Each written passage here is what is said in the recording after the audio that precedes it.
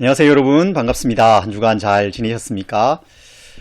지난 주 중에 여러 일들이 저희 교회에 있었습니다. 저희가 그동안 모이고 예배하던 서울숲 예배실에서 나와서 새로운 곳 카페 허브에서 예배를 드리게 되었습니다. 그것과 관련된 여러 준비로 영상 설교를 주일 전에 올리지 못하고 조금 늦게 올리게 되었습니다.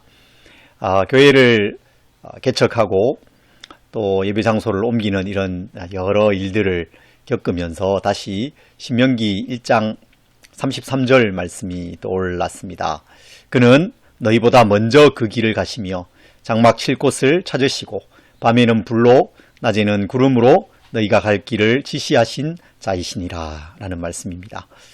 이 말씀이 우리에게 계속 이렇게 경험되고 있습니다. 말씀이 현실이 되고 우리가 믿는 그 믿음이 실상이 되는 그런 경험을 하고 있습니다. 참 놀랍고 또 신기한 일입니다. 사실 그리스도인의 삶이 그런 것입니다. 우리 모두의 삶 속에 이런 일, 말씀이 현실이 되는, 말씀이 실제가 되는 그런 경험이 계속해서 있기를 간절히 소망합니다. 오늘 우리는 열왕기의 후반부를 함께 살펴보려고 합니다. 열왕기의 이 역사를 어떻게 요약할 수 있을까요? 번영에서 시작해서 멸망으로 가는 역사입니다. 솔로몬 시대의 그 엄청난 부귀 그리고 성전의 건축으로부터 이 역사가 시작되지만 나라가 둘로 분열되고 또 그 분열된 나라가 계속해서 우상 숭배와 하나님의 말씀에 대한 거역으로 나아가는 결과 북이스라엘이 먼저 멸망하고 남유다가 이어서 멸망하는 이야기, 번영에서 시작해서 멸망으로 끝나는 이야기입니다. 이 멸망의 역사는 매우 가슴 아픈 이야기입니다. 매우 안타까운 이야기입니다. 그것을 다시 듣고 또 살펴보는 것은 매우 고통스러운 일이죠. 그런데 이 고통스러운 일, 실패를 반추해 보는 이 일을 꼭 해야 합니다. 왜 그럴까요? 멸망의 이유, 폭망한 그 이유, 실패의 그 원인이 무엇인지를 알아야 되기 때문입니다. 그것을 살펴보아야 하기 때문에 그렇습니다. 그래서 그 역사의 그 실패를 우리의 삶 속에서 다시 반복하지 않고 하나님께로 돌이키도록 하기 위한 역사인 것입니다. 이런 말씀의 흐름과 또 그 속에 담겨 있는 하나님의 그 마음을 우리가 생각하면서 이 말씀을 살펴보면 말씀 가운데서 큰 유익을 얻을 수 있습니다. 먼저 열왕기하 17장 7절과 8절 말씀을 함께 읽겠습니다.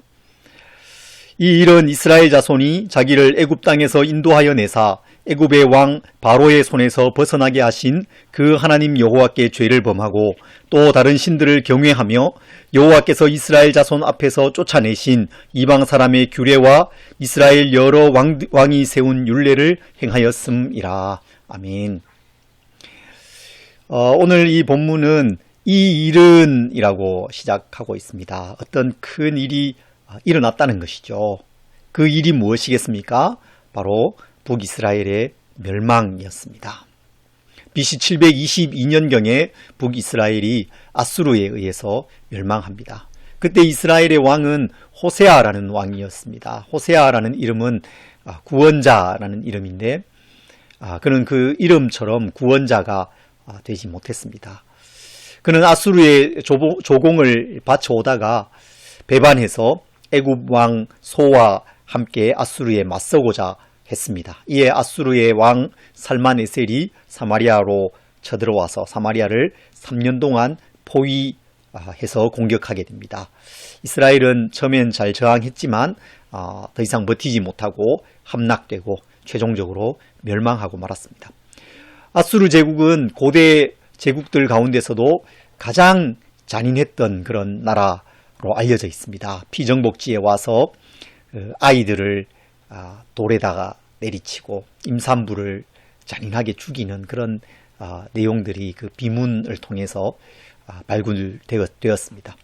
이들은 또 피정복민들을 사로잡아서 자기 나라로 끌고 가서 여러 곳에 흩어져서 살게 했습니다. 북이스라엘 사람들을 끌고 가서 고산 강가, 또 니느웨, 앙메다 이런 여러 도시들에 흩어져서 살게 했던 것입니다. 또 뿐만 아니라 다른 지역에 있던 사람들을 또 그곳으로 데려와서 바벨론에 살던 사람들을 사마리아로 데리고 와서 그곳에 살게 했습니다.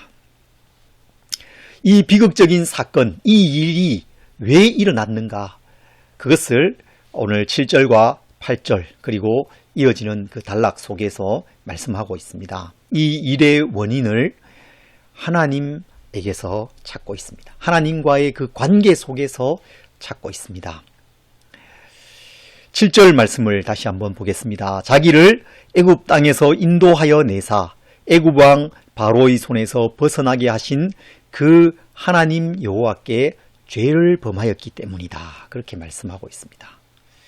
그 하나님을 생각해야 한다고 말하고 있습니다. 그 하나님이 어떤 하나님입니까? 그분이 바로 능력의 하나님이시죠. 권능의 하나님입니다. 애굽 땅에서 인도하여 내신 하나님, 애굽 왕 바로의 손에서 그들을 건져내신 하나님이십니다. 출애굽 이야기에서 하나님의 그 손은 강한 손으로 나타나죠. 강한 손과 펴신 팔, 하나님의 그 권능을 말하고 있습니다. 애굽에 10가지 재앙을 내리셔서 애굽이 신뢰하고 믿고 있던 그것들을 하나하나 쳐서 깨뜨리셨습니다. 강이 피로 변하고 개구리가 나오고 메뚜기, 전염병, 우박, 그리고 맨 마지막으로 애굽의 모든 장자를 치시는 하나님의 심판이 나타났던 것입니다. 그것으로 인해서 하나님께서 이스라엘을 애굽에서 건져내셨습니다.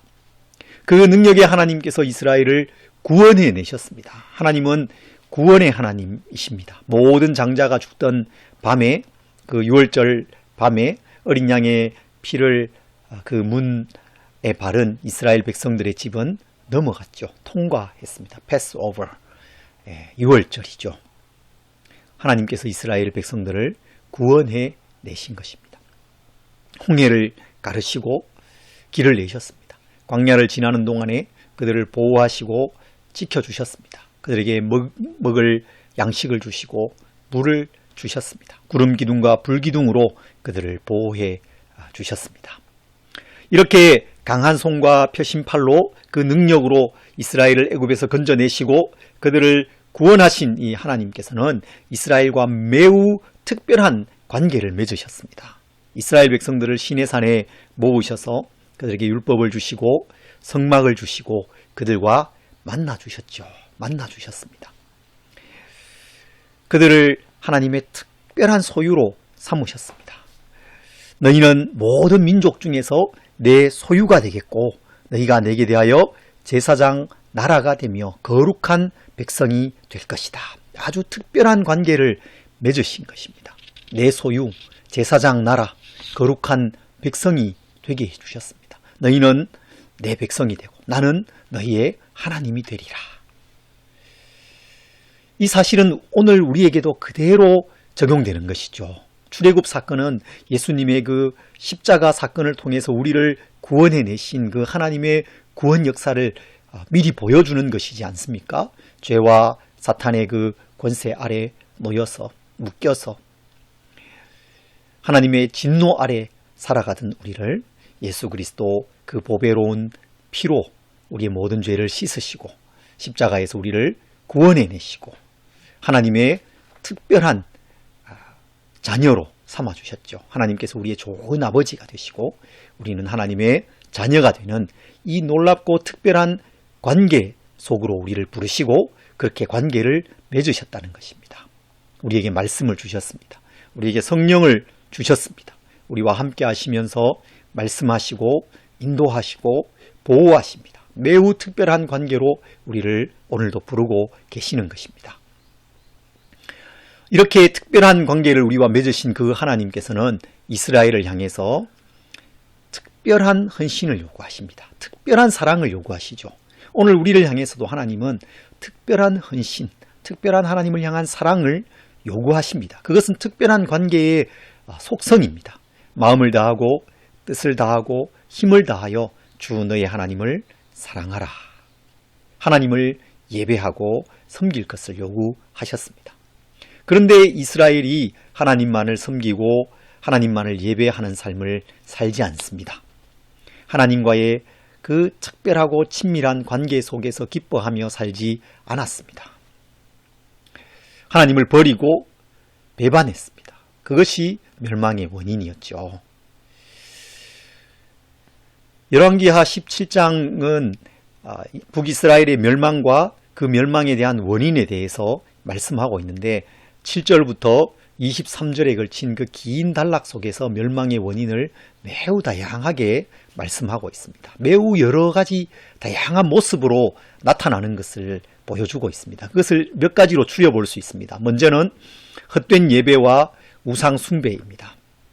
헛된 예배입니다. 하나님을 향한 예배가 형식만 남아있고 거짓으로 가득한 것입니다. 마음이 없고 하나님을 두려워함과 경외함이 없습니다. 삶의 예배가 없습니다. 그리고 우상 숭배가 나타나는 것입니다. 9절과 10절 또 16절, 17절 계속해서 읽어보면 그들이 곳곳에서 온갖 우상을 섬겼던 것을 볼 수 있습니다. 산마다 산당을 세우고 푸른 나무 아래에서 아세라와 바알 목상을 세우고 거기에 절하고 숭배했다고 그렇게 말씀하고 있습니다. 금송아지 우상을 만들어서 거기에 제단을 쌓고 숭배했습니다.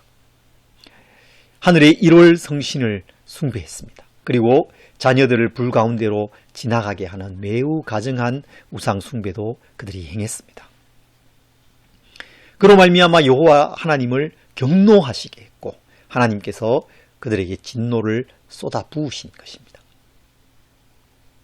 또 하나는 사회적 불의가 나타납니다. 하나님을 버린 시대의 중요한 특징 중에 하나는 사회적 불의입니다. 사회악이 넘쳐나는 것입니다. 탐욕이 제어되지 않습니다. 그래서 가난한 사람, 약한 사람들을 보호하고 그들이 살아갈 수 있도록 함께 더불어 살아갈 수 있도록 하지 않는 것입니다. 사실 율법은 하나님의 정의가 그 속에 담겨 있고 가난한 사람들을 배려하고 고아와 과부를 보호하도록 말씀하고 있음에도 불구하고 그 율법이 시행되지 않는 것입니다. 부자들이 오히려 가난한 사람, 고아와 과부를 압제하고 그들의 재산을 탈취하고 더 부자가 되기를 원하고 땅을 더 많이 소유하기를 원하고 그렇게 했다는 것입니다. 이런 사회악이 넘치도록 그 사회 속에 나타났습니다. 그리고 셋째로 하나님의 말씀을 향한 완고함이 그들에게 나타납니다. 불의와 우상 숭배에 빠진 이스라엘을 하나님께서 부르십니다. 다시 부르시죠. 선지자를 보내서 하나님의 말씀을 전하시고 그 말씀을 듣고 회개하고 돌이키도록 계속해서 그들을 부르셨습니다. 엘리야, 엘리사 선지자를 보내시고 호세아 선지자를 보내시고 그 외에도 여러 이름이 알려져 있지 않은 많은 선지자들을 보내셔서 하나님께로 돌아오도록 돌이키도록 부르셨습니다. 그런데 그들이 돌이키지 않습니다. 하나님의 말씀에 대한 완고함이 그들에게 있었던 것입니다. 고집이 있습니다. 여러분 사무엘상에 보면 사울이 사무엘 선지자의 말을 듣지 않는 장면이 나오잖아요. 그때 사무엘 선지자가 말하죠. 순종이 제사보다 낫다. 듣는 것이 순양의 기름보다 낫다. 거역하는 것은 점치는 죄와 같고 완고한 것은 사신 우상에게 절하는 것과 같다. 그렇게 말씀합니다. 완고한 것, 하나님의 말씀에 대해서 완고함을 가지고 말씀을 듣지 않는 그 태도는 우상 숭배와 같은 것이라고 말하고 있습니다. 여러분, 오늘 우리가 하나님의 그 말씀에 대해서 완고해질 수 있습니다. 마음이 굳는 것이죠. 나이가 이렇게 들어가면 살아온 그 삶이 있다 보니까 다른 사람의 말을 잘 듣지 않잖아요. 아내가 뭐라고 말하면 화가 납니다. 남편이 뭐라고 말하면 기분이 나쁩니다. 그런데 그것이 만약에 하나님의 말씀을 향한 태도라면 그것은 정말 큰 문제가 아닐 수 없습니다. 우리는 특별히 하나님의 말씀 앞에 부드러운 마음을 갖기를 소원해야 하고 하나님의 말씀이 우리를 교훈하고 책망하고 바르게 하고 우리 삶을 고쳐갈 수 있도록 내 삶을 내려놓아야 하는 것입니다. 여러분, 하나님을 버린 시대의 이 모습이 우리 사회 속에, 우리 시대 속에 있지 않습니까? 나에게 또 있지 않습니까? 넘치는 우리 이 시대의 사회 악을 볼 수 있습니다. 부자들이 가난한 사람들을 막 압제합니다. 돈이 있다고, 또 권력이 있고 힘이 있다고 약한 사람들을 마구 압제하는 것을 볼 수 있습니다.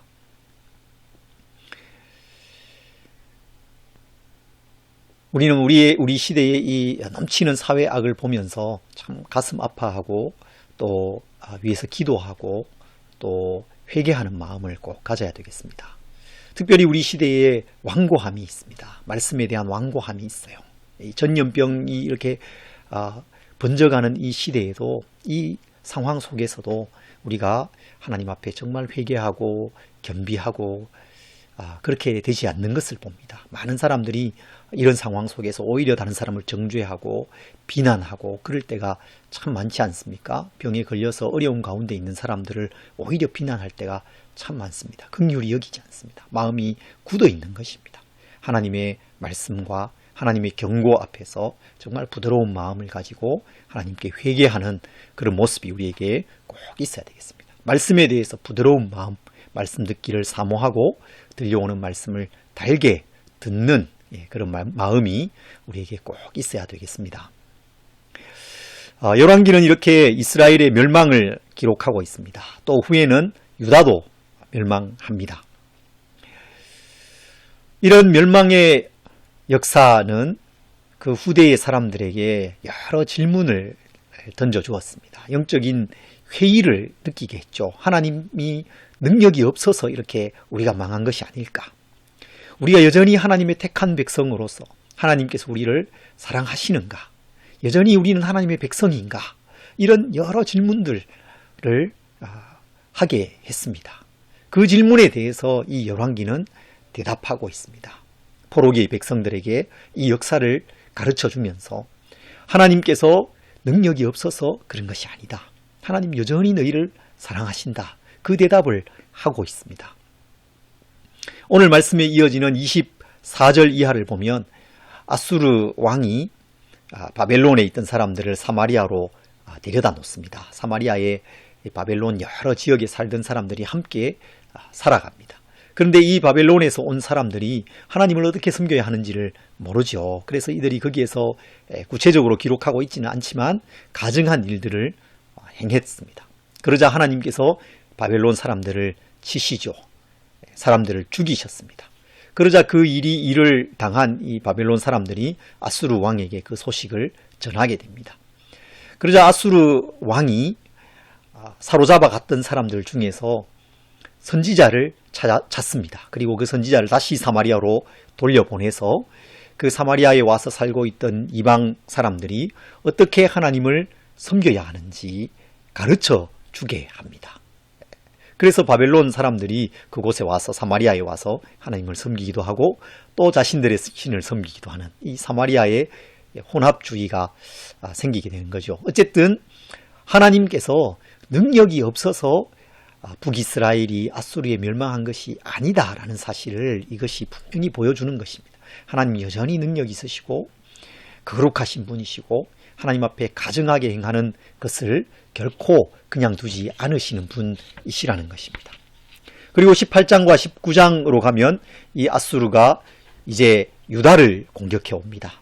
북이스라엘을 멸망시킨 이 아수르가 유다도 공격해 오는 것이죠. 히스기야 왕 시대였습니다. 유다를 포위하고 굉장히 괴롭게 했습니다. 그때 유다가 하나님을 굳게 의지하죠. 그때 하나님께서는 이 아수르 군대 18만 5천 명이라는 그 대군을 전염병을 보내서 전멸시키십니다. 하나님의 능력이 나타나고 있습니다. 하나님의 보호하심이 나타나고 있습니다. 이 일로 인해서 아수르는 그 힘이 크게 약화됩니다. 그리고 BC 612년 유다보다 먼저 바벨론에 의해서 아수르가 멸망합니다. 니느웨가 함락되게 되죠. 니느웨의 이 함락은 나훔 선지자가 이미 예언한 것입니다. 하나님께서 보복하시는 하나님이시고 아수르를 치실 것이라고 예언한 바 있습니다. 그 말씀대로 그대로 아수르도 멸망한 것입니다. 니느웨는 매우 거대한 고대 도시였는데 바벨론에 의해서 멸망한 후에 하나님께서 거대한 모래 폭풍을 일으켜서 그 니느웨를 덮으십니다. 다 그냥 폭풍으로, 모래로 덮으신 것입니다. 그래서 거의 2000년 이상, 2500년 가까이 되는 기간 동안에 이 니느웨가 모래 언덕 아래에 묻혀져 있었죠. 사람들이 니느웨라는 도시가 성경에도 나오고 그런데 그런 도시가 없다고 생각했습니다. 그런데 1850년경에 이르러서 그 모래 언덕을 파 들어가니까 6m 이상 파 들어가니까 그 아래에 기단이 나오고 거대한 이 고대 도시가 만들어져 있었던 것이 발굴되기에 이르렀죠. 하나님께서 힘이 없어서 아수르에 의해서 북이스라엘이 멸망한 것이 아닙니다. 하나님 여전히 살아계시고 여전히 능력이 있으시고 여전히 그 백성들을 사랑하시지만 그 백성들이 하나님을 섬기기를 거부하고 하나님께 죄를 행하고 넘치는 그 사회 악과 불의와 불공정 가운데 살아갔을 때에 하나님께서 그들에게 진노하시고 그들을 심판하셨던 것입니다. 그러므로 하나님께 어떤 태도를 갖고 있는가, 그것이 중요한 것입니다. 하나님과 어떤 관계를 맺는가, 그것이 중요합니다. 그것이 결정적으로 중요합니다. 그것이 나 자신과 공동체와 나라와 민족의 운명을 결정짓는 것입니다. 하나님을 참으로 두려워하십니까? 하나님을 의지하십니까? 하나님께 묻고 하나님을 신뢰하는 삶을 살아가고 있습니까? 그것을 이 열왕기는 우리에게 묻고 있습니다. 열왕기는 멸망의 역사입니다. 하지만 이 열왕기는 절망의 메시지는 아닙니다. 오히려 소망의 메시지입니다. 희망의 메시지입니다. 하나님의 위로의 메시지입니다. 하나님은 여전히 살아계십니다. 여전히 능력 있으신 분이십니다. 그 백성을 사랑하시고 그 백성과 특별한 관계를 맺으십니다. 아버지와 자녀의 관계를 맺으십니다. 불순종하고 거역하는 그 백성들이 다시 하나님께로 돌아오기를 기다리시고 그것을 기뻐하시는 것입니다. 오늘 이 북이스라엘의 멸망의 이 역사는 너희는 실패자이다. 너희는 실패자의 후손이다. 그러므로 너희의 이 인생도 반드시 실패로 결론 지어질 것이다. 그런 메시지가 아닙니다. 그것이 열왕기의 결론이 아닙니다. 오히려 그 반대인 것이죠. 하나님께로 돌아온다면, 하나님과의 관계가 회복된다면 그 실패는 과거의 실패이고 역사의 실패이고 그 실패는 어제까지이고 오늘부터는 성공이 있을 것이다. 오늘부터는 하나님께서 복을 주실 것이다. 오늘부터는 하나님께서 너희에게 위로를 주실 것이고 너희의 삶 가운데서 새로운 일을 행하실 것이다. 그것을 말씀하고 계시는 것입니다. 그래서 포로기에 살던 그 이스라엘 백성들이, 유다 백성들이 소망을 얻고 희망을 얻고 하나님께로 돌아와서 하나님을 섬기는 삶을 살도록 이 말씀이 그들을 격려했던 것입니다. 여러분, 멸망의 역사에 소망이 있습니다. 폭망의 역사, 처절한 그 실패 속에 희망이 있습니다. 하나님이 무한하십니다. 변함없이 우리를 사랑하십니다. 그 하나님과의 관계를 회복하고 하나님을 경외하는 삶을 살아갈 때에 소망이 있습니다. 그때부터 성공합니다. 그때부터 하나님께서 새 일을 행하십니다. 오늘부터 하나님께서 우리 삶 속에 또 우리의 공동체 속에 이 땅의 교회 속에 새로운 일을 행하시도록 우리의 삶을 하나님께 내어드리고 하나님과의 관계를 다시 회복해가는 우리 모든 지체들이 되시기를 간절히 소망합니다.